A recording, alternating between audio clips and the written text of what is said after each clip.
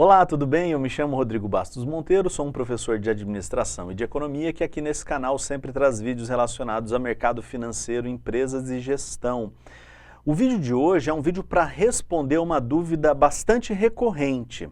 No meu curso preparatório, nos meus cursos preparatórios e também no meu curso de finanças pessoais, eu tenho sempre dúvidas, questões que são respondidas sobre este assunto. Uma delas é essa pergunta aqui do Douglas Pereira, que é um dos nossos alunos lá no curso de Finanças Pessoais, Tesouro Direto e Matemática Financeira. Esse é um curso dos mais bem avaliados no maior portal de cursos do mundo, também é um curso entre os mais vendidos no Brasil, então eu te convido, os links para os outros cursos estão aqui na descrição desse vídeo, te convido a conhecê-los, né? A pergunta do Douglas fala o que é risco de liquidez, é difícil conceituar isso.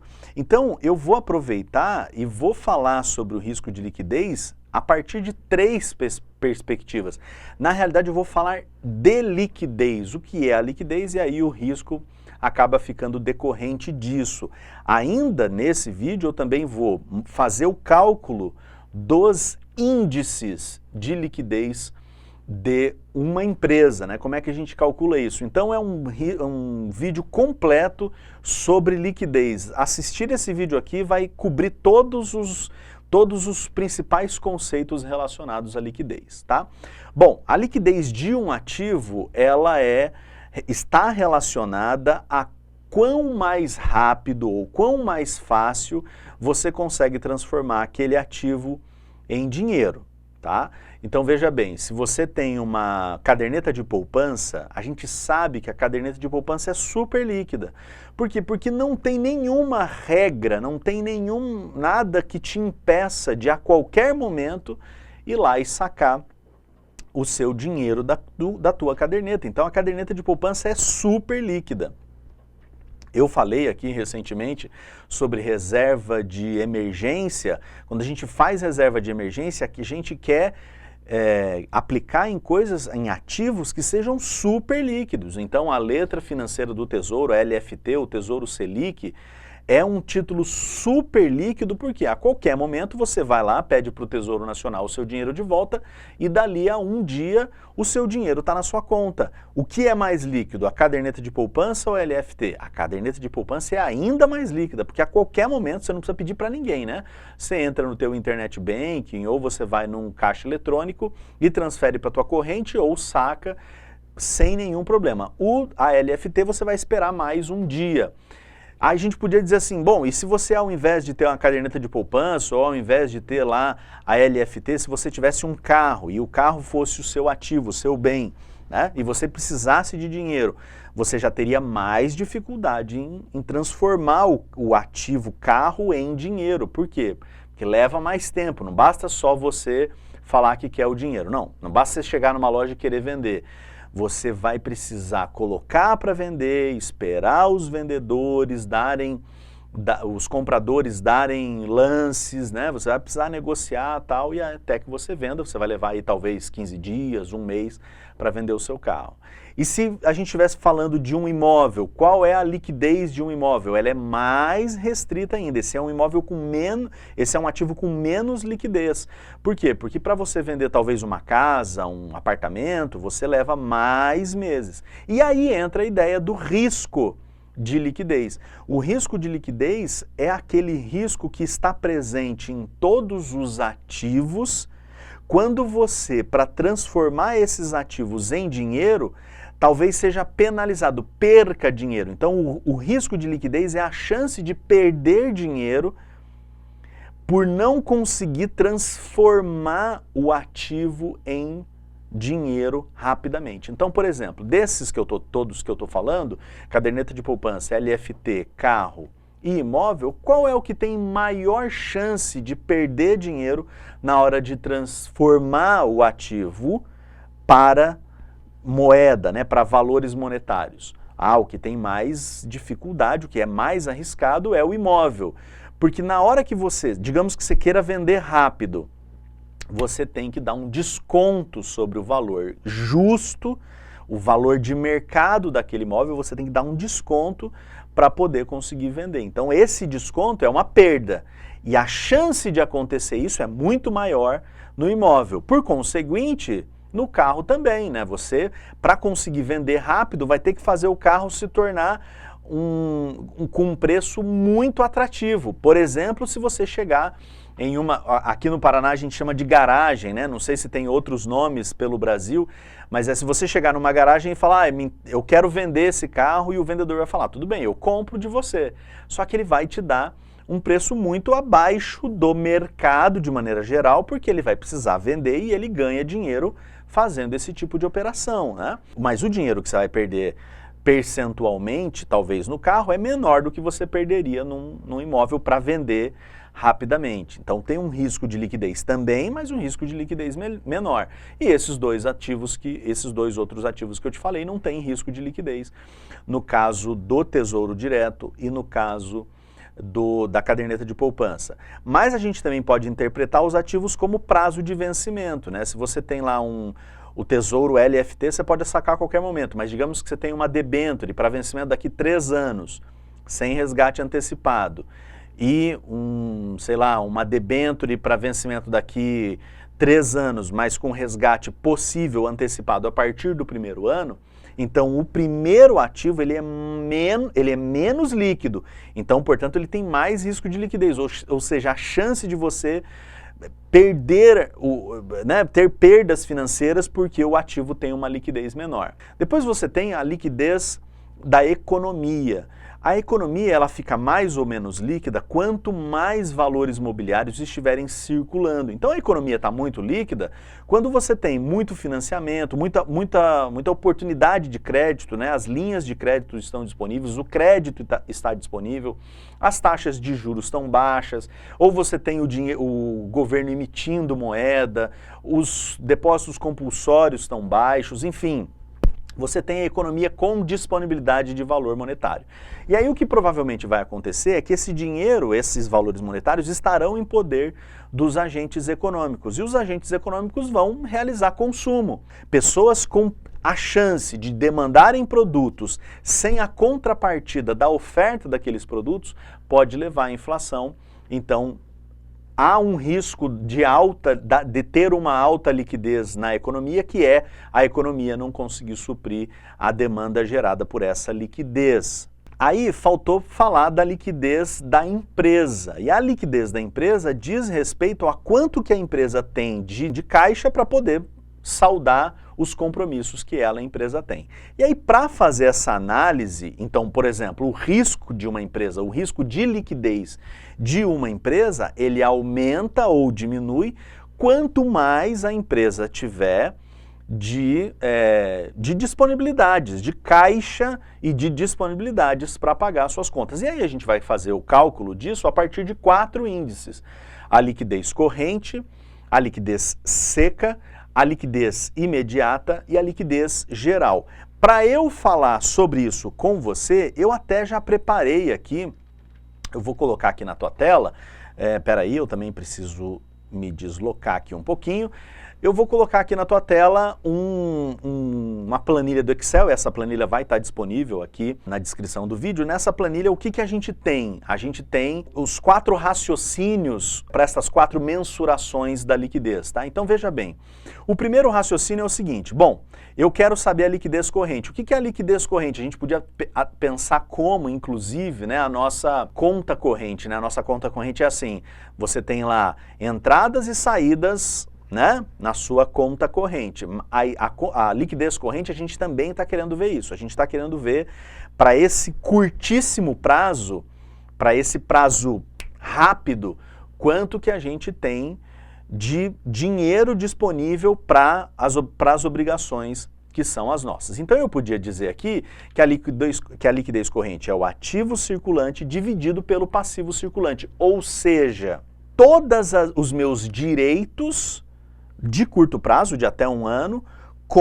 dividido por todas as minhas obrigações no curto prazo. Eu vou deixar um cardzinho aqui em cima também, onde eu explico a diferença entre balanço patrimonial, demonstrativo de resultado e fluxo de caixa, vai ficar ainda mais fácil para você se você assistir esse vídeo lá. Aqui então o que eu estou fazendo basicamente é olhar o que eu tenho de obrigações, de direitos no curto prazo contra o que eu tenho de obrigações no curto prazo. Eu vou até fazer assim, né? A gente vai calcular isso em um valor, em uma situação real, né? Então, para eu calcular essa situação real, eu peguei aqui os dados da Carrefour Brasil, CRFB, e vou calcular em cima dos dados da própria Carrefour Brasil certinho, né? Então eu vou pegar aqui o ativo circulante, ó.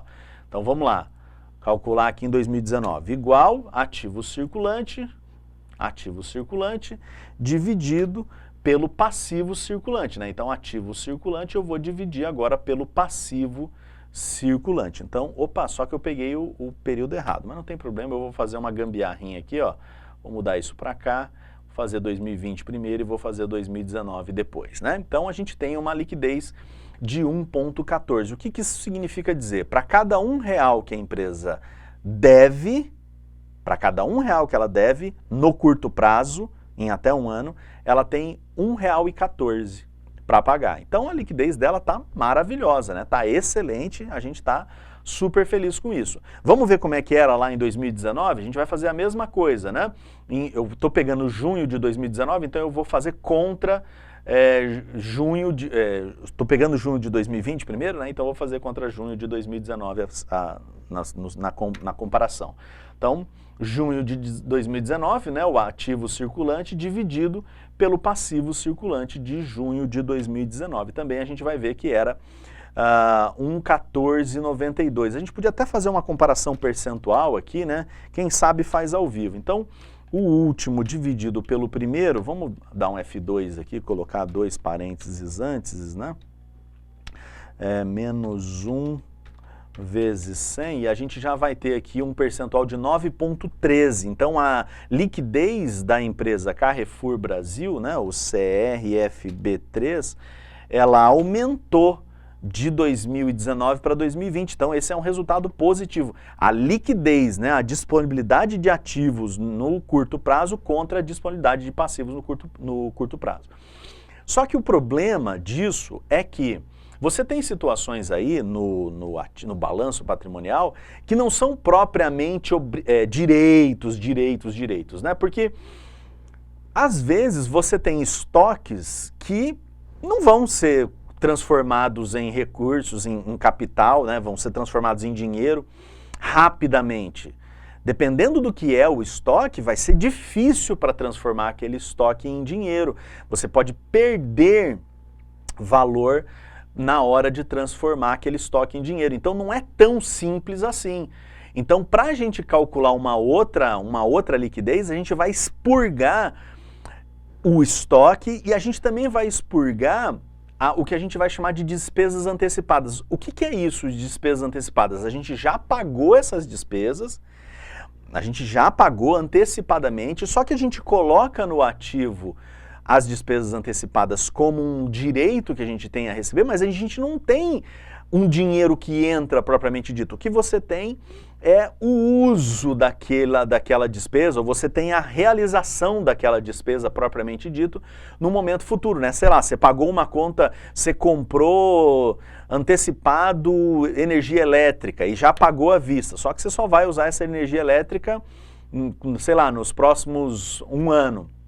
Então você coloca ali que é um direito, né? Um valor que você tem, um bem, digamos assim, uma antecipação de despesa, que a despesa ainda não aconteceu, você ainda não consumiu aquela energia elétrica, mas você tem.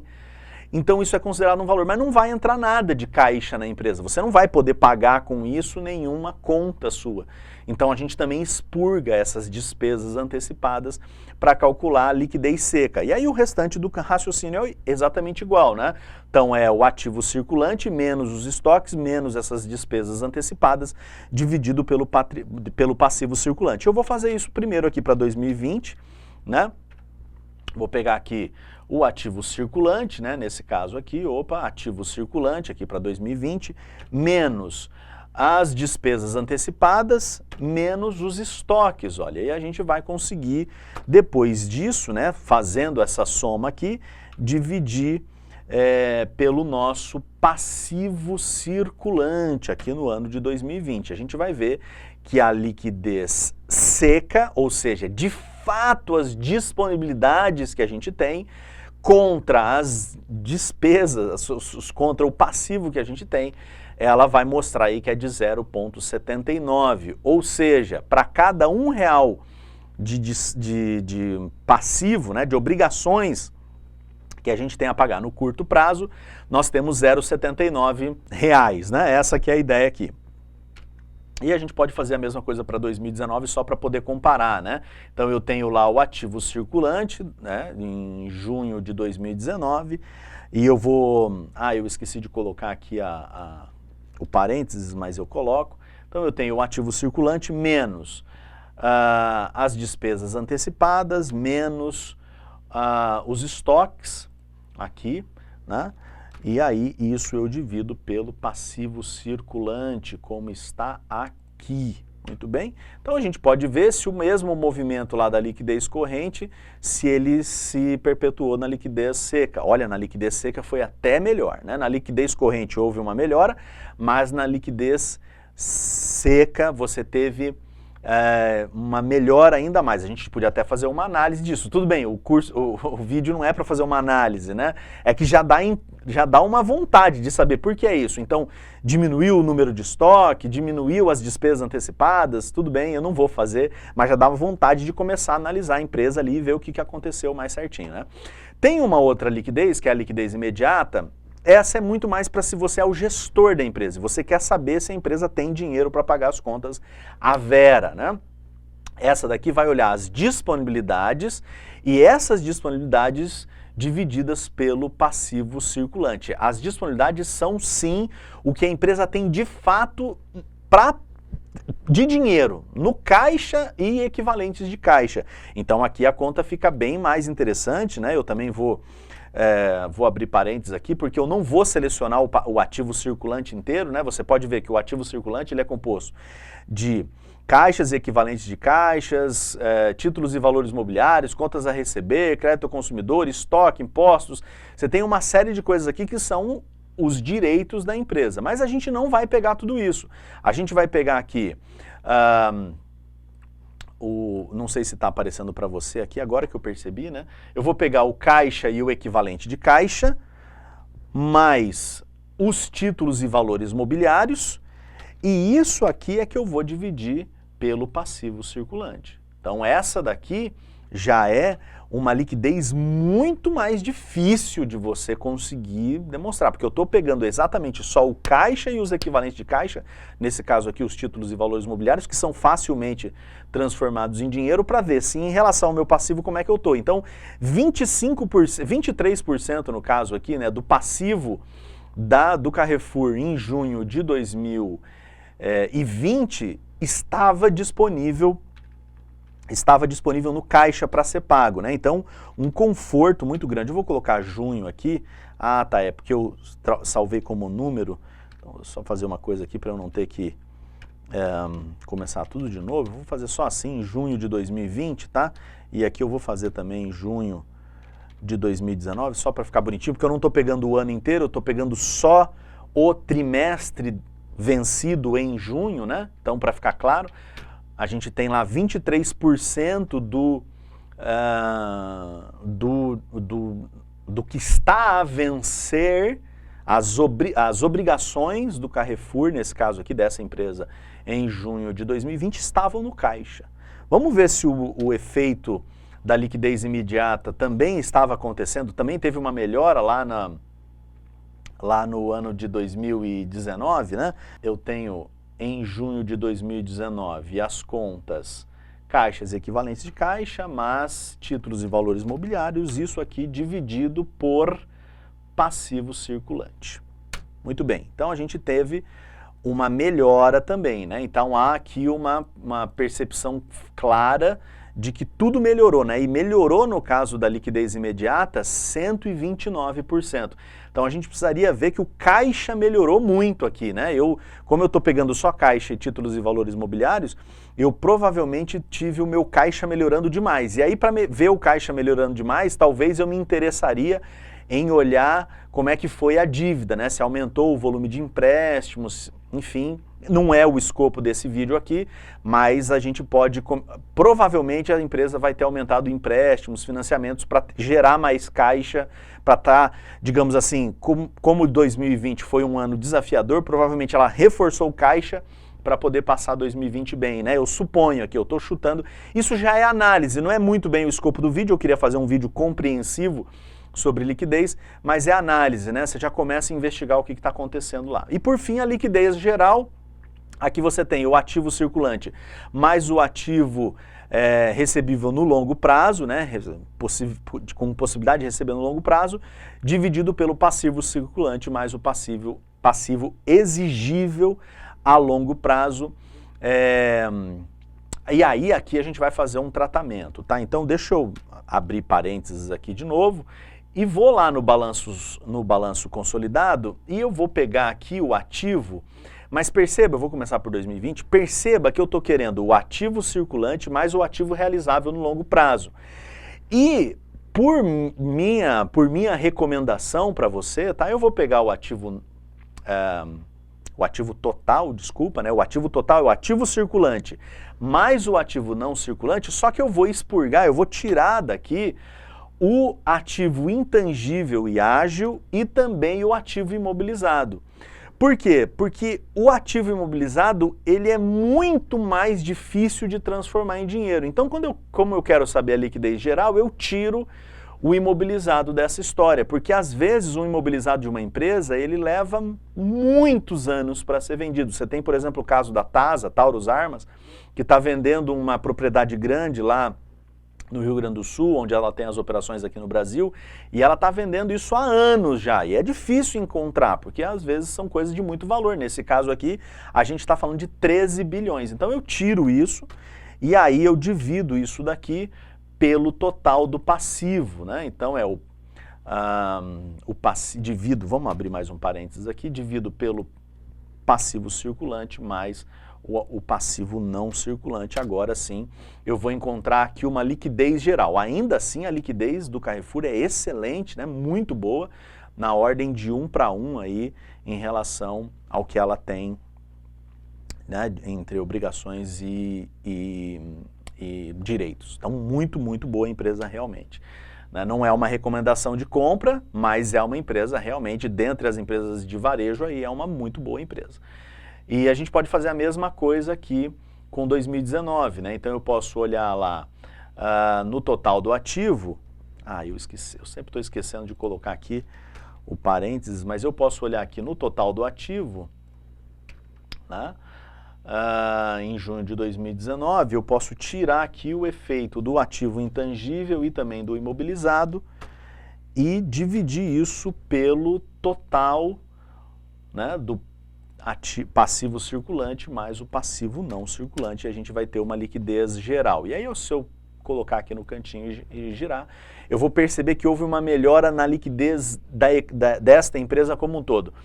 Mostra para mim uma gestão muito boa, de pessoas muito interessadas, assim, muito antenadas, muito preocupadas com a empresa, que aumentaram a liquidez no momento aqui da pandemia, né, da nossa crise econômica muito severa que a gente está passando. Eu fiz um vídeo sobre os panoramas para a nossa crise econômica, eu vou deixar o card aqui também para você.